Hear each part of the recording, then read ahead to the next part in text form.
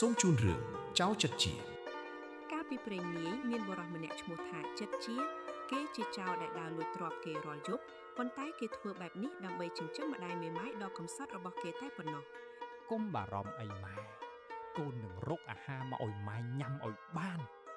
យប់មួយចិត្តជាបានលបចូលទៅក្រោមផ្ទះមន្ត្រីតូចម្នាក់ហើយបានឮមន្ត្រីនោះនិយាយជាមួយប្រពន្ធពីរឿងចង់ធ្វើចៅហ្វាយស្រុក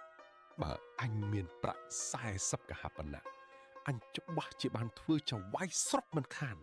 ដោយមានចិត្តអាណិតចិត្តជាក៏បានយកប្រាក់40កហាបណៈរបស់ខ្លួនទៅដាក់ទុកឲ្យមន្ត្រីនោះទាំងយប់សូមឲ្យលោកបានសម្រេចបំណងចុះ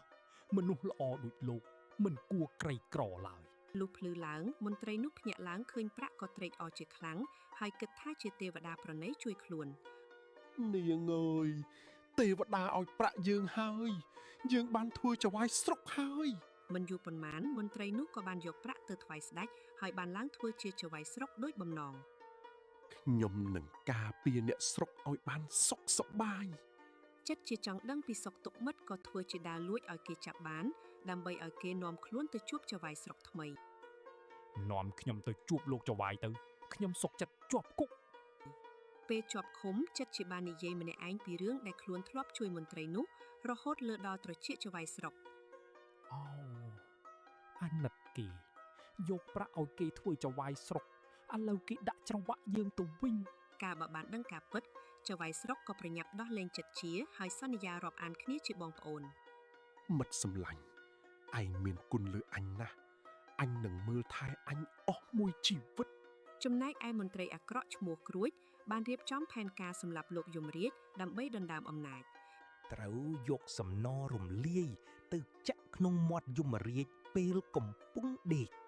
ចិត្តជាដែលដើរលួចយប់នោះបានលើផែនការសម្រាប់លោកយមរាជទាំងអស់ពួកនេះពិតជាអាក្រក់ណាស់អញត្រូវតែជួយលោកយមរាជឲ្យបាននារីដែលជាអ្នកបម្រើរបស់គ្រួចបានលបចូលក្នុងដំណាក់លោកយមរាជទាំងយប់អាធ្រាត្រដើម្បីអនុវត្តផែនការអាក្រក់ចិត្តដល់ហើយ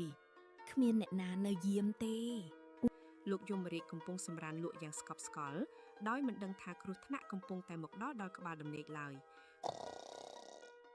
ក្នុងវិនាទីដ៏គ្រោះថ្នាក់ចិត្តជាបានលោតចុះពីលើដំបូលមកបង្អាក់សកម្មភាពនារីនិងឆក់យកដបសំណរបានទាន់ពេលវេលាឈប់ភ្លាមឯងមិនអាចធ្វើបាបលោកយមរាជបានទេមហាដែលទទួលបានដំណឹងពីមិត្តក៏ដឹកនាំកម្លាំងមកដល់ទាន់ពេលដើម្បីចាប់ខ្លួនមន្ត្រីអាក្រក់គ្រួចផែនការអាក្រក់របស់ឯងត្រូវបានបញ្ចប់ហើយ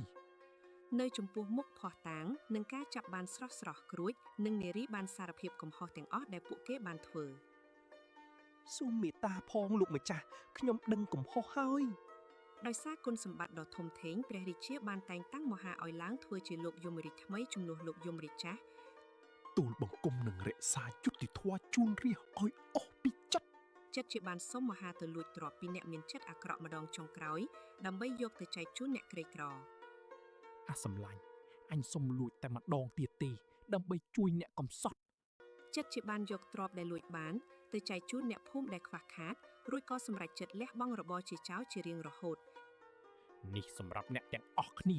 រស់នៅឲ្យមានក្តីសុខចុះចាប់ពីថ្ងៃនោះមកចិត្តជាបានរស់នៅមើលថែម្ដាយយ៉ាងមានសុភមង្គលនិងមានកិត្តិយសជាមនុស្សសុចរិតម៉ែអើយកូនឈប់ធ្វើឲ្យម៉ែបារម្ភហើយកូននឹងនៅក្បែរម៉ែរហូត